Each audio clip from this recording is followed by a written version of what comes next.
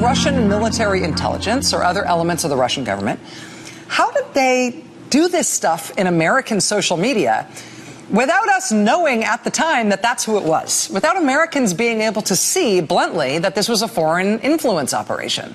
Hello, I'm Paul Barry. Welcome to Media Watch. And what exactly were the Russians doing that Americans failed to see? Tonight, in a special programme, we're going to look at how Facebook and Twitter allowed their platforms to be used by Russia to swing the US presidential election and divide America. It pains us as a company, it pains me personally to see that our platform was abused in this way. And we look at how US diplomats believe that the Russians' extraordinary cyber meddling was ordered at the highest level of the Kremlin. Do you have any doubt that Russian interference is driven by Putin himself? Start with you, Ambassador Burns. No doubt about it. Ambassador? The same answer, no doubt. No doubt. None.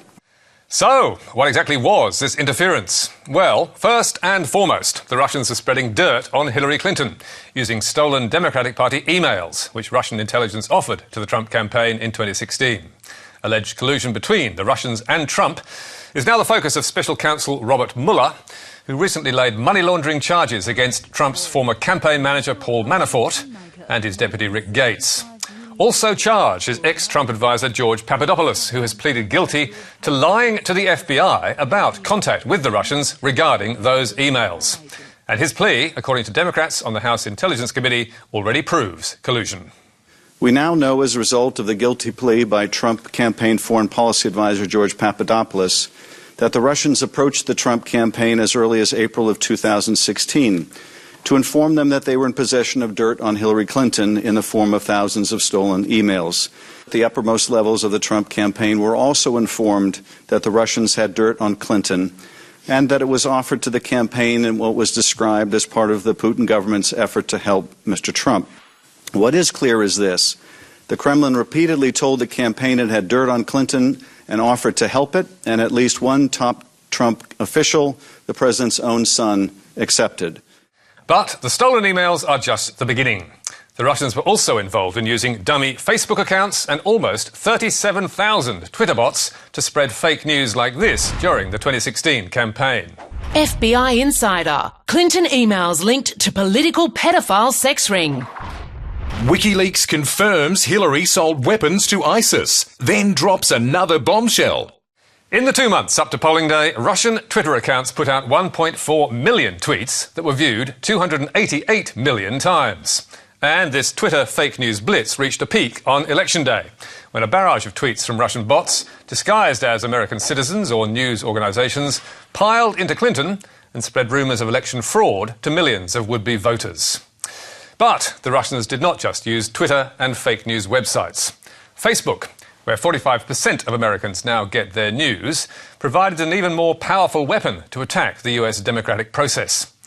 A fortnight ago, after repeated denials and obfuscation, the social media giant admitted to the Senate that between 2015 and 2017, one single Russian troll factory put out 80,000 Facebook posts that reached 126 million Americans. These included ads attacking a devilish Hillary Clinton or supporting a patriotic Donald Trump. But there were also thousands of posts on hot-button issues to create conflict and get Americans riled up. Don't shoot. We are not against police. We against police brutality. Every man should stand for our borders. No invaders allowed. Like and share if you want burqa banned in America. And as New York Times reporter Scott Shane points out, the Russians backed both sides of any brawl. You know, as the old saying goes, it sort of lets you and him fight. They're just coming in here and taking existing disputes and trying to make them a little worse. The audacity of it is extraordinary. And even the Republicans in Congress, like Richard Burr, chair of the Senate Intelligence Committee, are appalled. I'll say it again.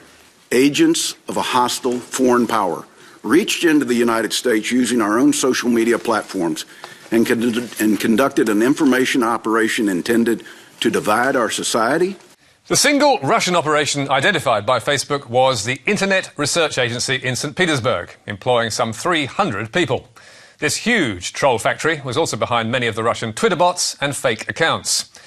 According to this US intelligence report in January, it was likely bankrolled by a close Putin ally with ties to Russian intelligence. And last month he was identified by CNN as a rich oligarch called Yevgeny Prigozhin, Putin's so-called chef. Originally, the Internet Research Agency was tasked with attacking Putin's domestic opponents. But by 2016, it was also targeting the West. One part of the factory had a particularly intriguing name. It was called the Department of Provocations, dedicated to sowing fake news and social divisions in the West. Last month, a report from the Pell Center for International Relations claimed that these Russian cyber operations amount to a new Cold War. And co-author Mark Jacobson told NPR that the Russians' aim is to divide America. What they want to do is tear apart the fabric of American society. What they want to do is encourage division with the hopes of not just prolonging that division, but they hope that it turns violent. So, how was this conflict to be created? Well, here's one graphic example. Back in May 2016, a Stop Islamization of Texas protest in the center of Houston was organised by a Facebook page called Heart of Texas. On the same day, in the same place, another Facebook page, United Muslims of America, organised a counter-rally. And up they turned to slug it out. In downtown Houston Saturday, two groups voiced two very different messages. White power! Fascists and proud! Stop the hate! Stop the fear! Muslim people are welcome here! But it was hardly the last stand of the Alamo, with a local journalist noting, the Heart of Texas group never showed. Yes, that's right. The organisers did not turn up. And why was that? Because Heart of Texas was a fake Facebook page set up by those Russian trolls at the Internet Research Agency, as was United Muslims of America. As Richard Burr explained to the Senate Intelligence Committee, it's hard to attend an event in Houston, Texas, when you're trolling from a site in St. Petersburg, Russia.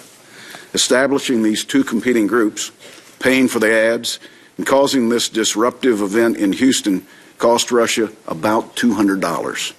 Senator Burr then rounded on Facebook for permitting it, saying, your company's goal is bringing people together. I would say that Facebook has failed their goal. So how did Facebook not see this was happening, especially when the Internet Research Agency was paying for those posts? In another committee, another US senator posed that question. American political ads and Russian money, rubles. How could you not connect those two dots? In the company's defence, Facebook's lawyer Colin Stretch told the Senate that only a tiny amount of Facebook ads and posts, 0.004%, were from Russia. But he could not be sure they had no effect. In an election where a total of about 115,000 votes would have changed the outcome, can you say that the false and misleading propaganda people saw on your Facebook didn't have an impact on the election? We're not well positioned to judge why any one person or an entire electorate voted as it did. It would not have needed much. Trump won the presidency by a handful of votes in a few swing states. And we don't yet know the full extent of Russian interference. This webpage, US Hadrons, run by two American academics, has collected hundreds more examples of Russian Twitter, Facebook and Instagram posts on guns, blacks, gays and Muslims, designed to get Americans fighting. The Russians targeted some of these to voters in swing states. So, who, if anyone, helped them to do it? In July, McClatchy's DC bureau reported, investigators at the House and Senate Intelligence Committees and the Justice Department are examining whether the Trump campaign's digital operation, overseen by Jared Kushner, helped guide Russia's sophisticated voter targeting and fake news attacks on Hillary Clinton in 2016. And the author of the piece claimed on radio that investigators at the Department of Justice were focusing on whether Russians could have done this kind of successful micro-targeting, as it's called, very segmented focus on swing voters without some kind of guidance. Whether or not it happened, there's no question the Trump campaign knew how to do it and used Facebook as one of its tools. Indeed, Trump's digital director, Brad Parscale, told US 60 Minutes that Facebook paved Trump's way to victory. I think Donald Trump won, but I think Facebook was the method. It was the highway in which his car drove on. Parscale told 60 Minutes the Trump campaign used Facebook to micro-target Americans on a scale never seen before and customised Trump campaign ads for individual voters. We were making hundreds of thousands of them. You make 100,000 ads. Programmatically. So 100,000 different day. ads every day? Average day, 50, 60,000 ads. Here we have an American flag. Here we have a face of Hillary. Different colors, the blues, different messages above. So you'd send 2 identical ads with different colors? Maybe thousands. So the big question is, did the Trump campaign and/or Pascal use these techniques to help the Russians? President Trump says no way. Facebook also says no and claims the Russian ads and posts were not well targeted. And Trump's digital campaign guru ridicules the idea. I think it's a joke. Or at least for my part in it. Very few people think it's a joke. I think it's a joke when they involve myself, because I know my own activities. And I know the activities of this campaign. I was there. It's just a farce.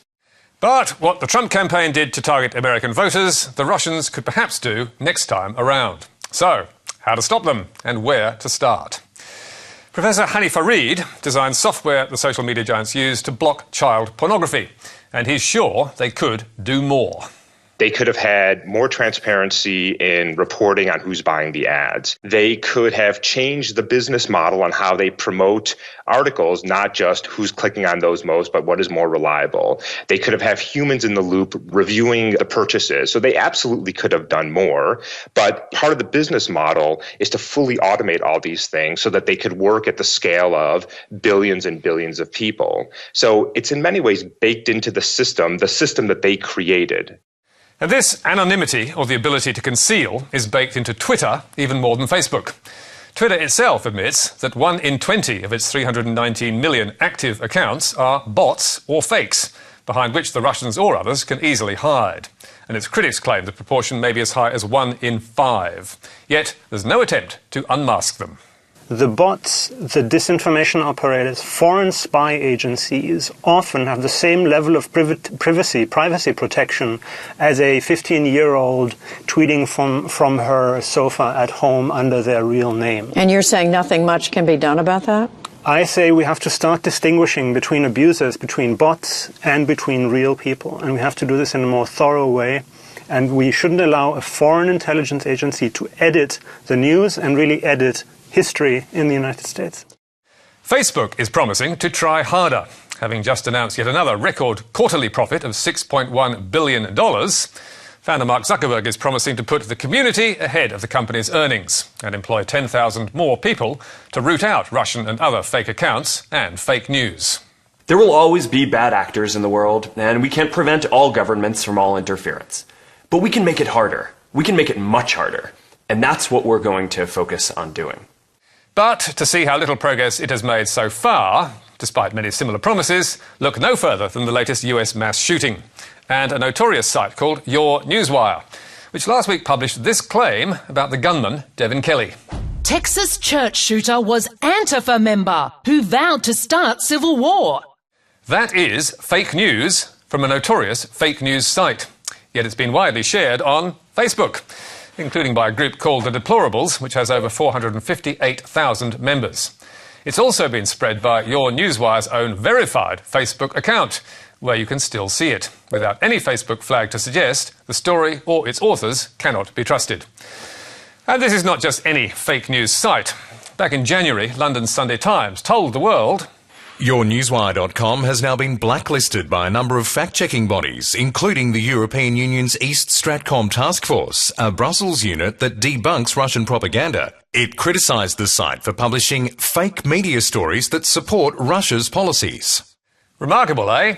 10 months later, at the height of a storm about fake news and Russian interference, Facebook has done absolutely nothing about it. We asked Facebook why not, but they would not give us an on-the-record response. However, they have now removed Your Newswire's grey tick or verification. What they need to do next, in our opinion, is add this stamp to the story and the site. So, what's the chance of that? The US investigations into Russia's use of Facebook and Twitter have put the social media companies under huge pressure to change their ways. And while they're clearly reluctant to do so, the New York Times' Scott Shane believes they have no alternative.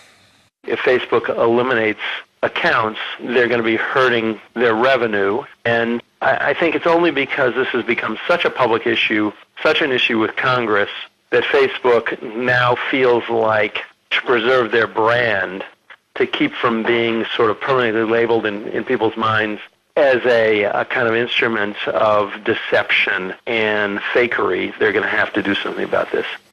On the evidence of what they've done so far, we'll believe that when we see it. But Facebook has to decide what it wants to be. Is it a publisher that attempts to uphold truth, accuracy and fairness? Or is it a bulletin board which lets fake news, lies and conspiracy thrive because they're popular? It's a hard decision, but let's give the last word to Facebook founder Mark Zuckerberg, who says, "We've been working on this problem for a long time, and we take this responsibility seriously. We understand how important the issue is for our community, and we are committed to getting this right." And that promise to fix it was made exactly 1 year ago. And you can read more about tonight's story on our Facebook page or our website, and contact me or MediaWatch on Twitter. But for now, until next week, that's it from us. Goodbye.